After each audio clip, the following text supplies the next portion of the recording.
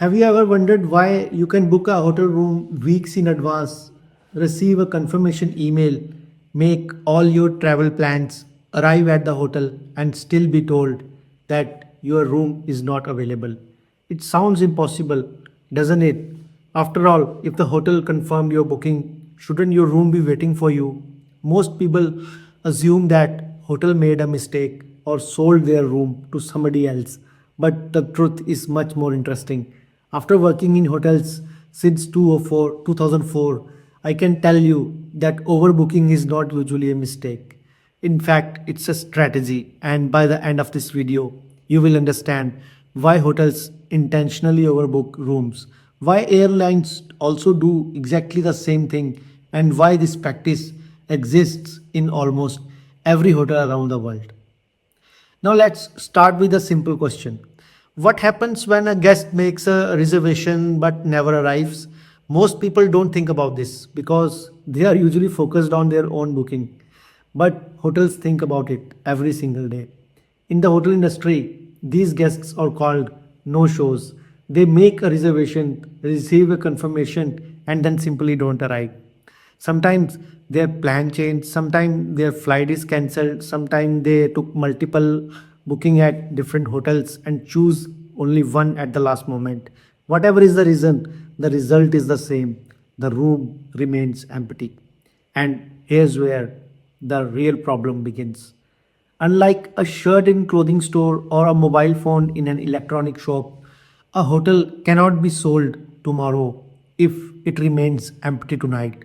Once the night pass, that opportunity is gone forever.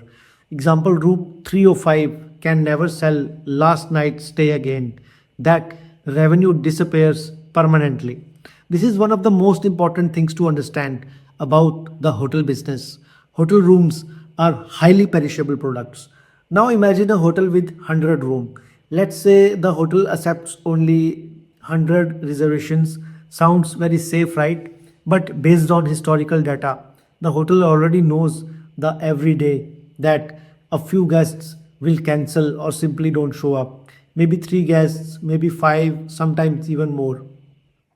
If the hotel accepts only 100 bookings and 5 guests don't arrive, 5 rooms will remain empty. That means lost revenue, not because the hotel did anything wrong, but because demand disappeared at the last moment.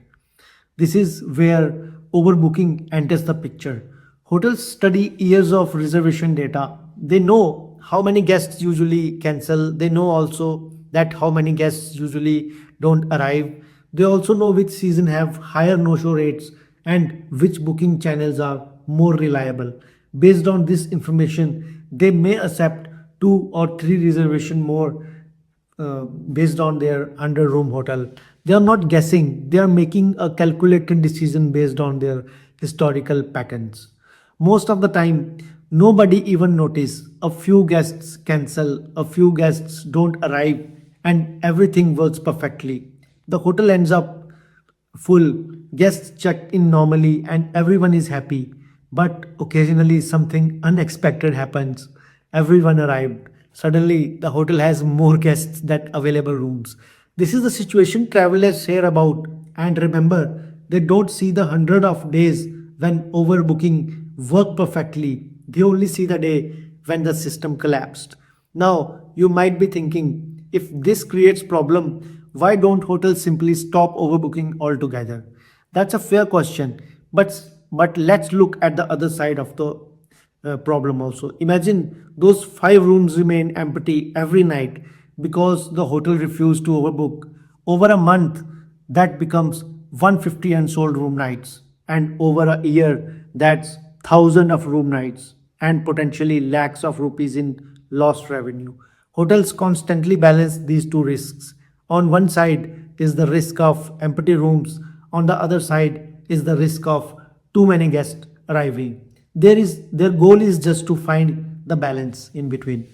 I have worked in hotels for more than 2 decades, and one thing I have learned is that hotels track everything: occupancy, trends, cancellation patterns, no show percentage, booking space, corporate contracts, group reservations, seasonal demand. Hotels are not randomly deciding to overbook. They are using their historical data to predict what is likely to happen.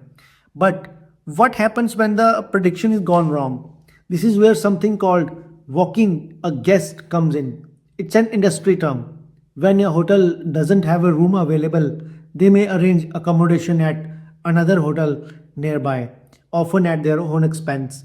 They may provide transportation also and sometimes additional compensation. Trust me, hotels don't like doing this. It's expensive. It creates unhappy guests. It can damage revenues and it can damage reviews and relationship also. Most hotels would prefer to avoid this situation completely. So, if the hotels dislike walking guests so much, why continue overbooking? Because from a business perspective, the alternative can be even more costly. Empty rooms generate zero revenue. Hotels survive by selling room nights. That's why overbooking remains a common practice across the industry. Now, let me give you a few practical tips as a traveler. If you are arriving very late, call the hotel and let them know. If you have elite membership with a hotel brand, make sure it's attached with your reservation. And if you are traveling during peak season, or during a major event, reconfirm your booking before arrival. These small actions can reduce the chances of problem and help the hotels also plan more effectively. So the next time if you hear the word overbooking, remember this: it's not usually a hotel is trying to trick you, or it's a business strategy designed to deal with cancellations and no shows. Sometimes it works perfectly. Occasionally, it creates problems, but it exists because hotel rooms are unique. An empty room tonight can never be sold tomorrow, and that single fact influences almost every decision hotels make. Now, I would like to hear from you. Have you ever been overbooked by a hotel, or have you ever arrived and found that your room was not available? Please share your experience in the comments.